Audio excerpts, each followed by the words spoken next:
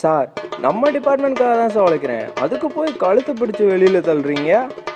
இனியாக்கு நல்லா சுத்தி தெரியுங்கடா.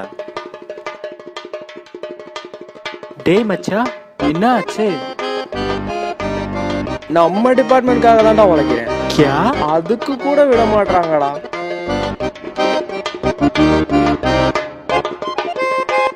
தேசிய அளவிலான கருத்தரங்கடா. National level technical symposium. अच्छा, राष्ट्रीय स्तर संवाद है। Genius 15